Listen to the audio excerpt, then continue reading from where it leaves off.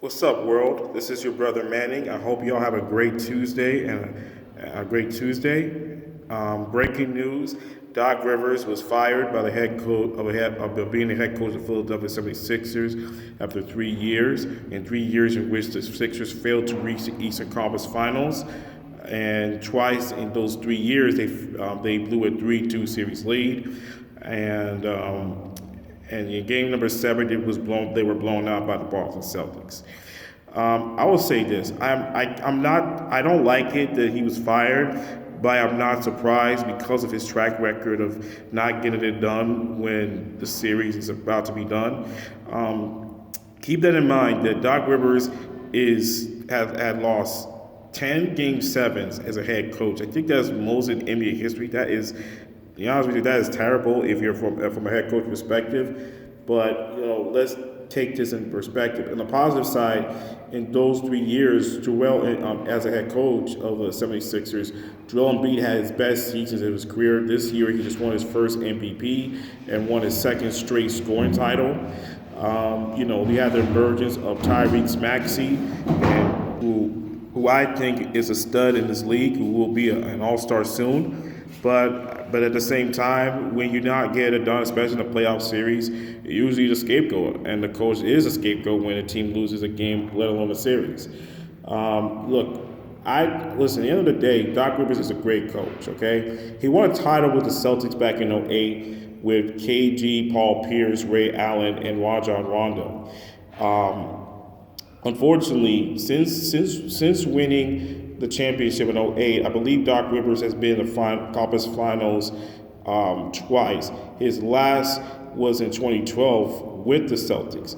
But since then, he has been bouncing around from team to team as a head coach, and his team has never done. And here's his track record in which that Doc Rivers did not close out a series. 2003, as a head coach of Orlando Magic, the Magic as an 8th seed blew a 3-1 series lead against the 76ers. 2010, as a Celtic, the Celtics blew a 3-2 series lead against the Lakers in the NBA Finals, in which the Lakers will go on to win their second straight championship.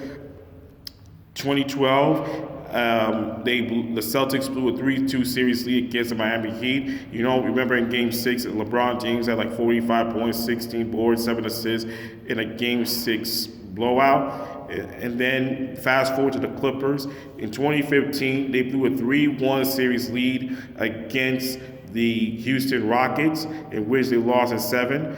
And then in 2020, at the bubble, in which the Clippers had Kawhi Leonard and Paul George, they blew a 3-1 series lead against the Denver Nuggets. As the 76ers head coach, they blew 3-2 series leads against Atlanta and Boston. Excuse me, I forget. 2021, they actually forced a game 7. But they lose in game. They forced a game 7, but they lost in game 7 against the Hawks. So excuse me, forgive me for the clarification. But anyway, it is what it is. I mean, Doc's time in Philly is done.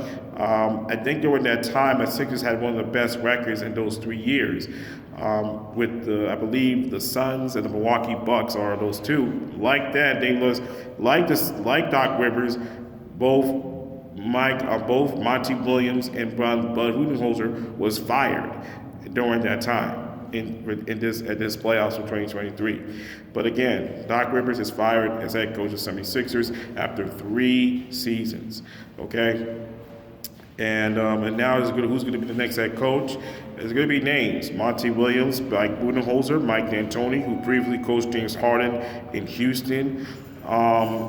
You can put Mark Jackson. Sam Cassell, who was assistant with Doc during the Clippers and Sixers, and then I could put Tyronn Lue, who was a previous assistant coach of Doc during his time with the Clippers. So that is my taking it. I'm not surprised. I'm sad, but again, at the same time, when you don't exceed expectations, changes have to be made. So. Anyway, I hope you all have a great Tuesday. And yeah, here's the slogan. I'm wearing this shirt say, "Make today matter, so you matter." Peace.